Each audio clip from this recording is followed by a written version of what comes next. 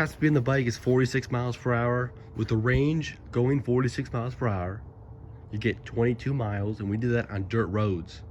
Hypothetically speaking, we never tested it, but if you were to go 15 to 20 miles per hour, you could possibly get 30 miles or more of range.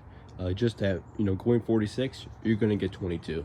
All right, so starting up at the front with the handlebars.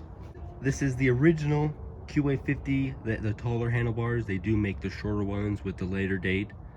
But unfortunately, we had to grind off the original, the brake levers and the housing itself. This is the remake of the Z50 brake levers.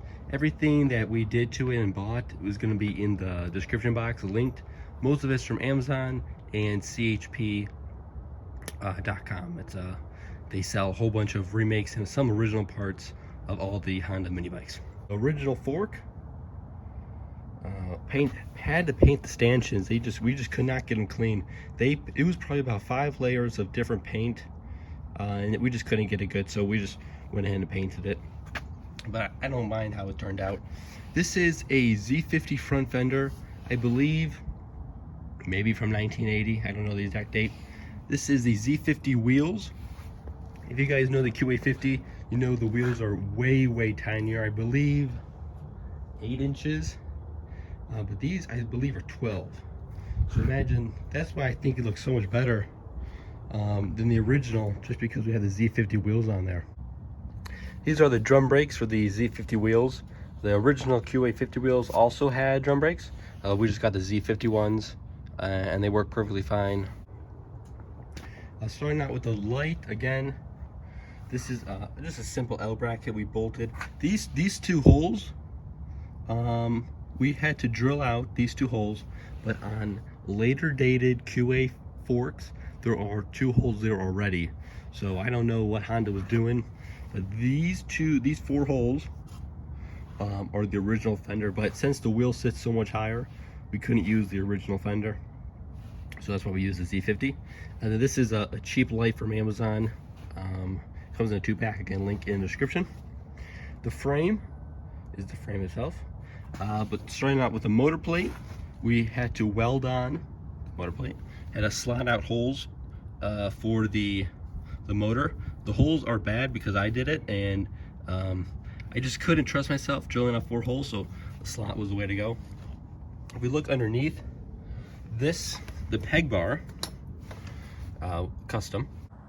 Looking at the peg bars, this is a stock piece of metal. Going to the frame, this cylinder is part of the frame itself.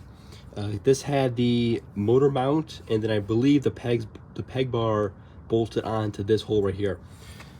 But what we had to do was, it's all dirt riding in the sand. We had to put a piece of stock here, weld it right here, and it goes up, and that supports the battery and the speed controller, and then that welds right on here, right onto the frame. And yeah, that's what it looks like. Runs right along here and it gets welded up. The angle is just because how big the battery was. So on our other bike that's 48 volt, we don't need to have this extra piece of stock pointed down. We just have the main bar going from right here, welded onto this plate right here, and that just goes straight up to the frame, and it welds on right here. But since the battery is so much bigger, we need to get that angle. So now the rack, it's just simple 2 holes. It just gives it a look. I mean, it's pretty flimsy. It was only $40 on eBay. Granted, that it's not going to hold up well. This is our little compartment. We hold the registration in here because it is a legal moped, and we'll go through that with the brakes and the horns. This is the 72 volt 3000 watt motor and speed controller combo. Again, link it is in the description. So we had to find just a piece of stock metal. This is 9/16, I believe, so it's pretty thick. It's probably thicker than we needed it to be, but it just holds extra support. Just because we drilled a couple holes through the frame, and I don't know, we just really didn't trust ourselves, so we got a bigger piece of steel, mounted the motor on. This is a 12-tooth sprocket in the front, and then 37 in the rear. Again, Z50 tires. 420 chain. It's the same chain that was stock, but obviously we had to get a custom length.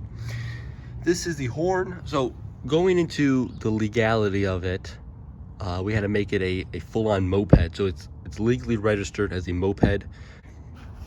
So with the legality of a moped, you need to have mirrors, running lights, and a brake light, and then the horn as well.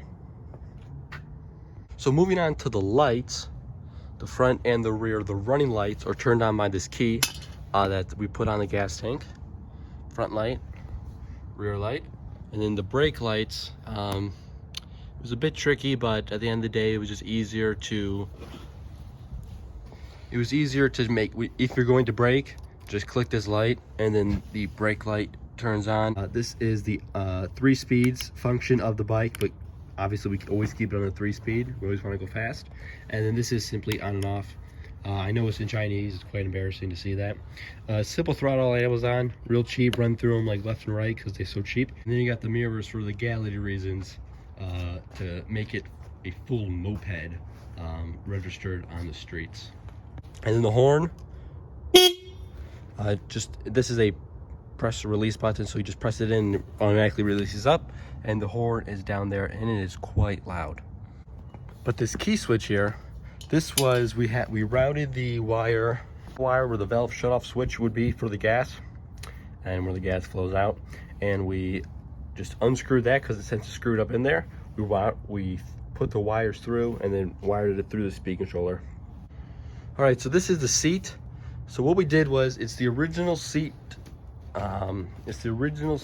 frame and mount and everything, but what we had to do was, we bought this on eBay, and what we had to do was we just bought some simple foam and we did it ourselves.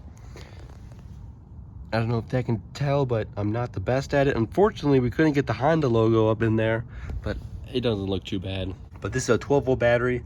This runs the horn, the lights, everything you need.